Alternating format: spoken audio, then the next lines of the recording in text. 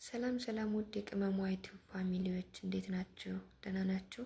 እኔ ደህና ነኝ፣ ፈጣሪ ይመስገን። ክብር ለድንግል ማርያም ልጅ። እናንተ እንዴት ናችሁ? እኔ ጋር ሁሉ ሰላም። በውጭም በሀገር ውስጥም ሆናችሁ የምትከታተሉኝ ውድ የቅመሟ ዩቲዩብ ፋሚሊዎች በሙሉ ሰላም ብያለሁ። የፈጣሪ ጥበቃ ከለላ አይለያችሁ እያልኩኝ ሁላችሁንም በያላችሁበት በሀገር ውስጥም በውጭም ያላችሁ ቤተሰቦቼ የምታበረታቱ ሰፖርት የምታደርጉኝ በሙሉ የፈጣሪ ጥበቃ የፈጣሪ መልካም ነገር ከናንተ ይለይ እያልኩ ዛሬ በአዲስ ነገር ቪዲዮ ልሰራ መጥቻለሁ። ቪዲዮ ተሰራው በጣም ቆይቻለሁ በርግጥ እና ጊዜውም አልነበረኝ። ሀሳቡም ሲመጣ ሲሄድ እንደገና ደግሞ ያው ተጨባጭ ነገር አሪፍ ነገር ለመስራት ማስቤ ነበር፣ ግን ደግሞ እሱን ደግሞ እስኪ ወደፊት እናያለን በማለት አሁን በአዲስ ነገር የመጣሁት ምንድነው ላይቭ ላይ ቁጭ ብዬ ካንዴም ሁለቴ ሶስቴ እንደኔ ካሁን ቀደም እኔም የማላውቀው ነገር ነው። እንደዚህ አይነት ነገር እኔም አላውቅም ነበረ። በቅርብ ነው የገባኝና ስለ ኢቃማ ጠይቀውኝ ነበረ። ስለ ኢቃማ እህቶቼ መተው ካንዴም ሁለቴ ሶስቴ ጠይቀውኝ ነበር። እሱ ምንድነው ኢቃማ እኛ የማሰራት ግዴታ አለብን ወይ የሚል ነበረ። ብዙ ጊዜ ከሀገር ስንወጣ ጋይስ ከሀገር ስንወጣ አዲስ ስንሆን ለብዙ ነገር አዲስ ነው ማለት ብዙ ነገር አይገባንም፣ ብዙ ነገር አንደርስታንድ አናደርግምና እኔም በዛን ሰዓት ኢቃማ ምንድነው የሚል ሀሳብ ነበረኝ። አሁን ግን ያው ስለ ኢቃማ አስረድተውኛል ከብዙ ዩቲዩበሮች ያው ተሴትዬ ምናምን ኢቃማ ተረድቻለሁ ማለት ነው ኢቃማ ምን እንደሆነ እና ምንድነው ልላችሁ የመጣሁት አንደኛዋ እህቴ 2 አመት ከ3 ወር ተቀምጬ ሰርቻለሁ ማዳም ቤት፣ ግን እስካሁን ኢቃማ አላሰራችልኝም ነው ያለችኝ። ሌላኛዋ እህቴ ደግሞ 7 ወር ሆኖኛል፣ ግን እስካሁን ኢቃማ አልተሰራልኝም ብላኛለች። እና ምን ልላችሁ ነው የመጣሁት ብዙ ልጆች ዩቲዩብ ላይ ሰርተውታል። በርግጥ ኢቃማ ግዴታ ነው። ኢቃማ ማለት የመኖሪያ ፍቃድ ነው። ኢቃማ ከሌላችሁ አንዴ ከሀገራችሁ ወጣችሁ ሌላ ሀገር ተገባችሁ ድረስ ኢቃማ ግዴታችሁ ነው። እዛ የምትኖሩበት ሀገር ላይ ስትኖሩ ኢቃማና ኢቃማ ግድ ነው። ስለዚህ ኢቃማ የመኖሪያ ፍቃድ ነው። ኢቃማ ከሌላችሁ ትያዛላችሁ፣ ትታሰራላችሁ። ከዛ ጊዜያችሁን ሳትጨርሱ ያሰባችሁትን ያለማችሁትን ህልም ሳታሳኩ ልትመለሱ ትችላላችሁ ማለት ነው። እና ምን ልላችሁ ፈልጌ ነው ኢቃማ ግዴታ ስለሆነ በገባችሁ በ3 ወራችሁ ወይም ከዛ በላይ ሲሆናችሁ ያው ማዳሞቻችሁ አንዳንድ ጥሩ ማዳሞች ያሰሩላችኋል። አንዳንዶቹ ደግሞ ያው እንደምታውቁት አታለው ምንም ብለው እናንተ እንድታሰሩ ምናምን ያደርጋሉ። እንደ አየር ትኬት እነሱ የመቁረጥ ግዴታ እንዳለባቸው ሁሉ እኛን ቁረጡ ብለው እንደሚያስቆርጡ ማለት ነው። ስለዚህ ምን ልላችሁ ፈልጌ ነው ኢቃማ ከ3 ወር በላይ ሆኖሽ ቤቱ ተስማምታችሁ ተተቀመጣችሁ እዛ ቤት አይደለም 2 አመት 1 አመት እስቲሆንሽ ድረስ ኢቃማ ሳይሰራላችሁ አትቀመጡ። ኢቃማ የት ነው ኢቃማ ይሰራልኝ ብላችሁ ጠይቁ።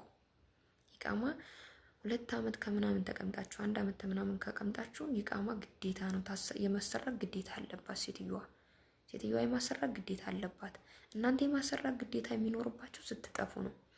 ስትጠፉ ወይም ደግሞ ገብታችሁ በ3 ወራችሁ በ6 ወራችሁ ወይም ቤት ተቀያየራችሁ ያው ማዳም ስራ አልመች ብሏችሁ ምናምን ተሴትዮዋ ጋር ለስማማ ብላችሁ ተቀያየራችሁ ያው በርግጥ አንዳንድ ጥሩ ማዳሞች 6 ወርም ተቀምጣችሁ ወደ ሀገር የመመለስ ፈልጋለች ኢቃማ አሰሪልኝ ብትሏት ልታሰራ ትችላለች። አንዳንድ መልካም ማዳም፣ አንዳንዶቹ ደግሞ ያው እንግዲህ ከባድ ነው ስለነሱ ማውራት ማለት ነውና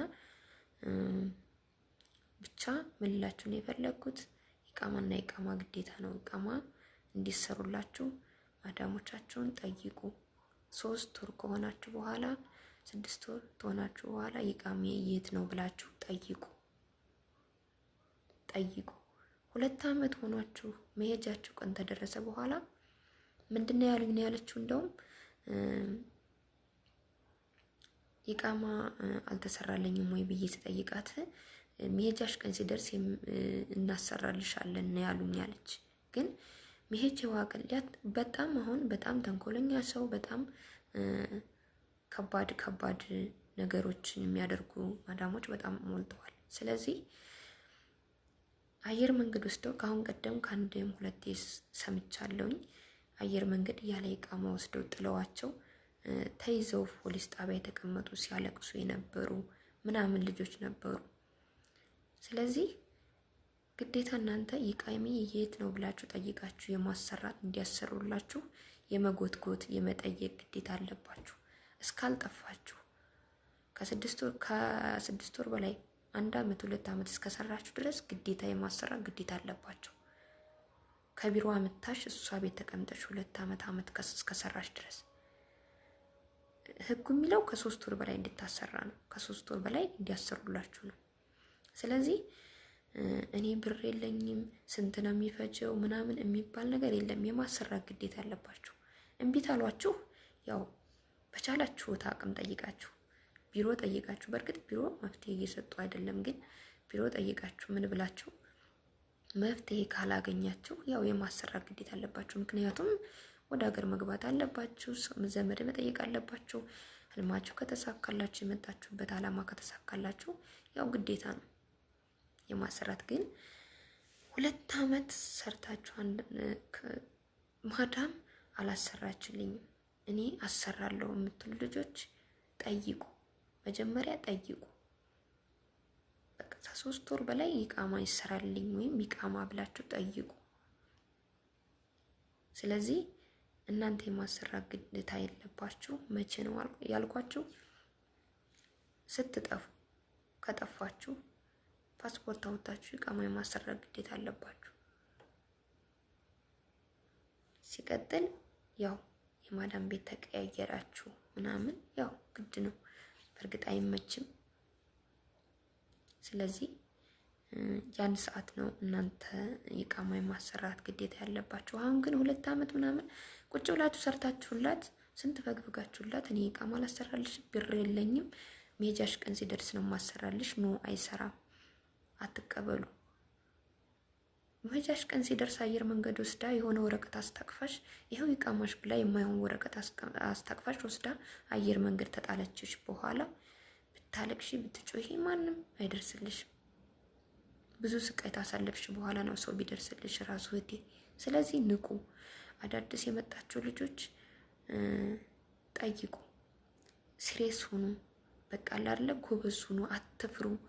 ቋንቋ ስለማላቅ ነው እንደዚህ አድርጊ። እኔ በጣም ብዙ ነገር ተምሬያለሁ ጋይስ፣ በጣም ብዙ ነገር። እሱ ምንድነው አዲስ ስለነበርኩ ሴትዮዬን ላለማስቀየም የሴትዮዬን ልጆች በእነሱ ዘንድ ለመወደድ ስል የማልሰራው በቃ በሄደችበት ሁሉ እፈጋ ሰራ ነበረ።